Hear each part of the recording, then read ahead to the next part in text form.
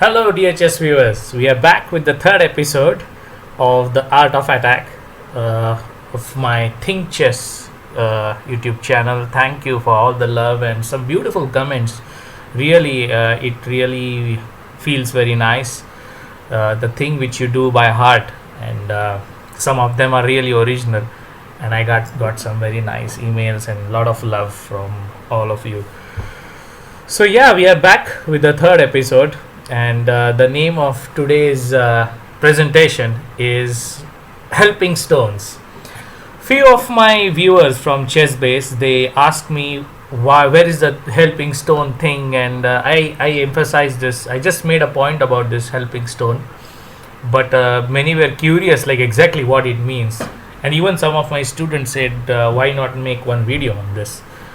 So the helping stone is a really I would say a very beautiful term to understand depth of certain attacks, not all attacks but certain attacks. So what it means is you generally, it is said that you cannot checkmate with one queen or one rook. Why? Actually, reason is one piece is not capable of controlling every chessboard, or I would say every square of chessboard, but still you can see a lot of checkmates with only one piece can deliver a checkmate. Have you ever wondered why this happens? Because even you can see this is the basic position which I wanted to tell you. Why black is checkmated? Here only one queen is checking the king. Why there is a checkmate?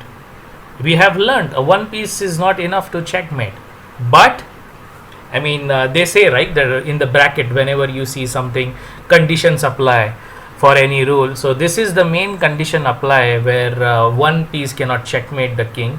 You need helping stones. That means you can see these guys are indirectly helping white. Just imagine either one of them is absent. Black will just fly over these squares. I mean, the black king can just move and say, I'm fine. Black has heavy material, but still white wins. Why? Again, one piece is checkmating the king. Why? Because of helping stones. So the helping stones is the army, or I would say the stones, which are actually black forces, but they are indirectly helping us, that is the white pieces. I mean, I'm illustrating us means the attacker. Always remember, us means the attacker. So here white prevails. Why? Because of these helping stones. So this is a basic illustration of what is a helping stone. Enemy pieces playing from white side. So let's jump to the main discussion. This was just a diagram like thing. So white to play here. What should white do and how can white win? Basically white needs to invade this position, and this position can be under the title of dragging the snake out. As you can see, the more videos I make, more attacking principles I illustrate, I show you, you will be able to combine, I mean, you can make a combination of these titles later on. Here the helping stone and dragging the king, dragging the snake out is one and the same.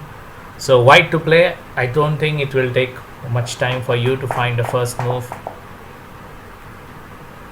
Okay, the move is queen e5 check.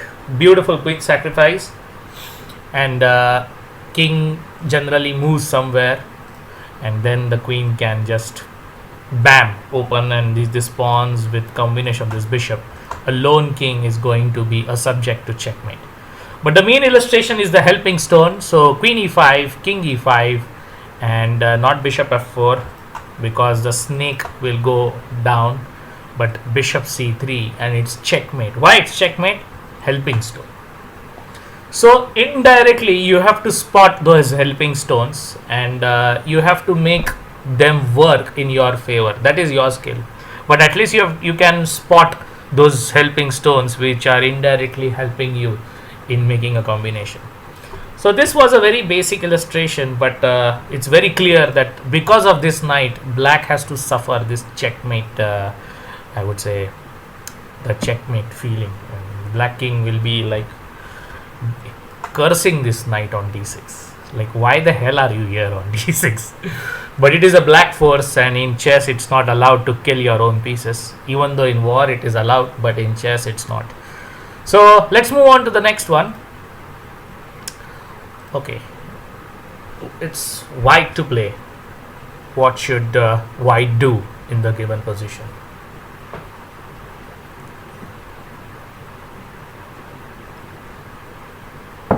Spotting the helping stones. Yeah, there are many checks possible, and you can see again black is heavy material up, bit too much, 2 pieces up, I would say. But white can checkmate in a very beautiful style, and more to the style of helping stones. Okay, queen h8 check, king e7 is possible, but a lone queen can checkmate this king on f8, this f8 guy. Why? Because of helping stones.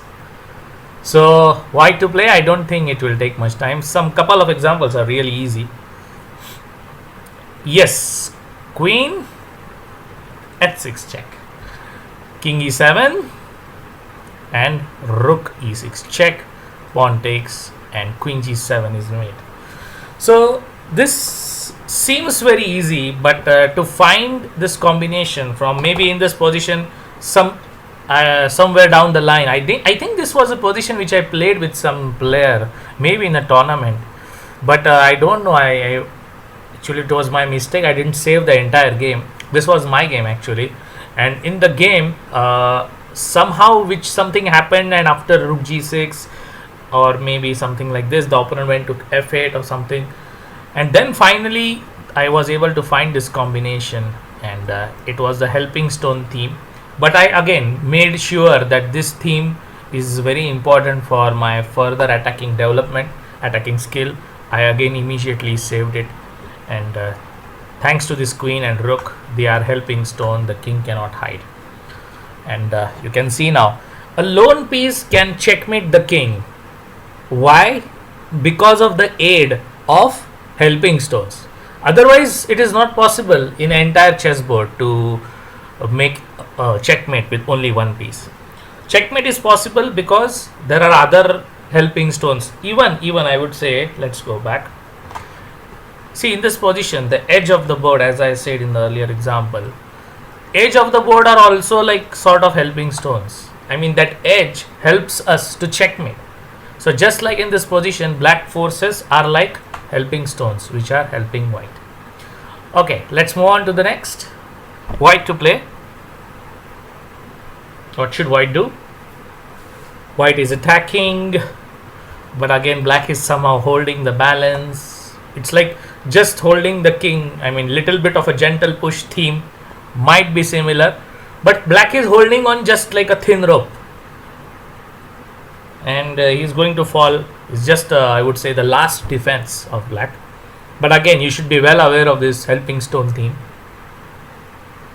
And g6 check, but rook g6, nothing is there, and if you move the queen somewhere, I think you will lose all the attack now. I think now black is okay. Maybe you can just play b4. Yeah? Oh, b4 and g6 check is coming. Maybe you can just go back, queen c7. Nothing is there. So sorry. So this is a move. What will you play from white? Okay, knight e6 is the move, and okay, now I'm threatening this queen f6 maybe, and rook e6 is answered by just queen e6. So rook takes h6 is the move, and again the checkmating move is knight f7. Two knights are tricky. By the way, I'm going to make one, the next video will be on cunning fox. I call these knights as cunning fox. They are not knights, they are fox. So this knight checkmates the king, and again this is a helping stone. Just imagine there is sorry, where is it? Yeah, just imagine there is no rook and no pawn. The king would go to g8 and f7, and this would be no problem for black. Again, why this checkmate happens? Because of helping stone. Black forces indirectly helping white. So we have to spot these helping stones. Nobody is going to tell any player like, okay, this is a helping stone or not. There is no spy in black's camp which is going to indirectly send a transmission to white that I am the helping stone, hit me. You have to find on your own, and this guideline of, I would say, this this title of helping stone, whenever you go for a checkmate, this might help you, or I would say this will help you to find this. Alright, let's move on to the next one. Yeah, so we are in the last position of this presentation, and generally the first is the illustration one, then I make it step by step. I go deeper into the position and I try to make the last one as competitive to show, like in a competitive sense, how this helping stone, or I would say the any title, stand. So this is white to play, and I advise you to think for at least 3 to 4 minutes how should white continue from here. And again I would see that black doesn't have any pawns cover, which is not advisable, as you know that a king needs some shelter, and the job of pawns is done by the pieces, which is not at all a good thing. A pawn's role should be done by pawns, pieces should be done, I mean the role of pieces should be done by pieces, in the sense they deserve to be more flexible and more have freedom. They are tied out in king's defense as of now. So white to play, what should white do? And again, if you allow, black is going to play rook h8. He is desperate to land on h8. So nf6 should be the move here. Now there are two options, rook e7 and rook f6. Sorry, queen e7 and rook f6. You cannot play rook e7 because knight d7 is just winning the queen. So we'll come to this queen e7 thing. Let me just finish this rook f6. Naturally, queen f6, king h7, and you give a check. By the way, let me tell you a couple of things, that queen and bishop are not that made for each other, because they step in their each other toes, and somehow the same work is done by the another piece. I mean, the dark square job is already doing by, I mean, it's already done by the bishop, but again queen is also on dark square. That means both the roles to some extent are like made duplicate. So that's the reason queen and bishop are not the best couple. Queen and knight are the best, because both of them can switch the roles. Here the queen can never ask this bishop, hey, can you please go to light square for at least one move. It's not possible. So again queen has to compromise this bishop to some extent. So yeah, 1 second. Rook f6, yeah, rook f6, queen f6, king h7, and you have to compromise to some extent. But one thing which I learned, and which I would love to give a very important suggestion to all the viewers, when I was attacking, and when a real passionate attacker is going for a king hunt, he is determined like Arjuna to hit the bird's eye, to hit the king, and all other things seems trivial. This was my problem. I don't know, maybe having the same problem. We are so much focused in hitting the king and getting a beautiful checkmate, we forget the other things. Sometimes it's good, sometimes it's bad, because right now there is no checkmate, but white can get something more fruitful and another way to get get close to winning. Naturally, winning the game is the ultimate aim of anybody who plays chess. So you go for a checkmate, you wish for a checkmate, you plan for a checkmate, fine. But if it's not working, it's okay. In the middle, can you just acquire these small or big profits? And here in this sense, after queen f7, king h6, there is no checkmate, but you win a queen. Bishop g5 check, and takes, and you just play queen f7, queen d7, and you're up a queen. So this is very important advice for all of you. When we think of a combination, lot of fantasies, or I would say fantasy variation control our mind, and we are in a total different world. Like, wow, we are playing such a beautiful chess, we are going to checkmate in a beautiful way. But even yourself, I mean, this is for you have to test yourself, like how much percentage of this fantasy world came into reality. Of course, the little parts, like the helping stone theme, playing knight f6, going for the checkmate are real. But the fantasy things which our mind is capable of doesn't become a reality. So if you can use the fantasy and if you can use the objective sense and if you can combine, you will be a very good attacker. So this is what I learned, and this is what I wanted to teach, or I would say illustrate you. Like, go for a checkmate, but if it's not possible, be happy with material grabbing. So queen f6, queen f7, king h6 and bishop g5 wins the material. Now let's go back to the main illustration of helping stone, queen e7. Naturally, again we have a good couple who is not going to fight among themselves. Queen and knight, generally they go very well together, unlike bishop and queen. So queen h5 is one check, and king f6, and bang. Sorry, not queen f7, that's suicide. But this is a helping stone, and queen f6 is mate. Wow, so this helping stone, otherwise king would have gone to e5. He's cursing these guys, like, why the hell are you there in my way? But unfortunately they have to, and white, again a lone queen can checkmate. Why? Because of helping stone. So now let's see what happens to king g7. You play queen h7, and again king f6 is answered by mate. So king f8, and you play queen g8. Again the king curse his queen, like, why the hell are you there on e7? But that is the helping stone, which white is smart to spot it. You have to spot those helping stones because they are not forever. Remember, the helping stones are not like the stones which are like fixed in the ground. They are fluctuating and volatile. So you have to hit those targets in a volatile sense. The queen on e7 is going to move if you allow him to move. But you hit, if you can spot it at the right moment, you can use these helping stones in your favor, and you can create a masterpiece. Alright, so this concludes the third video, or I would say the today's illustration of helping stones.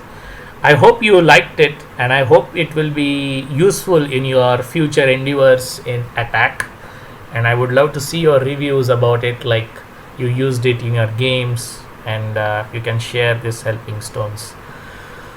Again, this is my unique title. I haven't read this in any book, so it is again made by I just found this as a more appropriate, which I thought it is going to help me in finding this, and I hope it will help you to find beautiful combinations for yourself. So thank you for watching, and please visit my website www.thinkchess.com. And we are very specialist in online training, and I would love to share more of this attacking notes and future make you a good chess player. So till the 4th episode, thank you, and see you. Bye bye. Thank you.